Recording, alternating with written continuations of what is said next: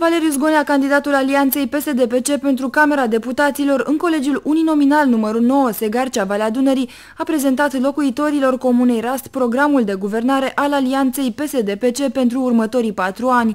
Oamenii din Rast s-au plâns de multe necazuri pe care le au și au spus că au încredere în cei 3 trandafiri pentru că deputatul Valeriu Zgonea și senatorul Mircea Joană i-au sprijinit în momentele grele când inundațiile au făcut prăpăd pe Valea Dunării.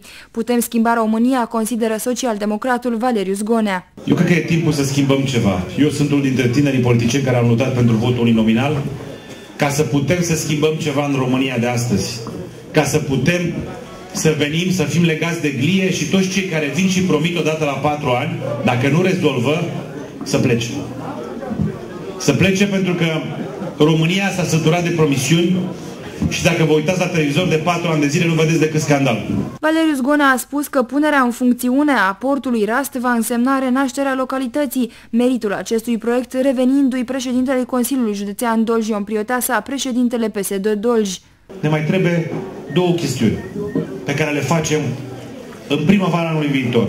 Cu un prim-ministru care să fie senator de Dolj, le facem. În momentul când aveți port, o să vedeți cum încep să cumpere unii pământurile pe aici, prin zonă, o să înceapă unul să facă un silos, o să înceapă altul să facă ceva și asta înseamnă locuri de muncă.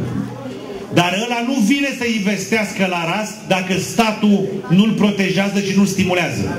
Și cum îl stimulează statul? Păi zice așa, dom'le, cum face în toată Europa. Să știți că de-aia pe aia mai bătrâni care ați văzut peste 45 de ani că au plecat pe din afară, au găsit un loc de muncă sau aia sub 30 de ani. Statul zice, domnule, dacă mi-angajez oameni peste 45 de ani, timp de 5 ani de zile, eu îți dau salariul minim pe economie pentru el. 3 ani. Restul îi pui tu. Cât e salariul lui de maestru, de ce faci tu, constructor, șofer, inginer, ce îți dau eu. Dacă e sub 30 de ani, îți dau decât 2 ani de zile, că e prima lui slujbă.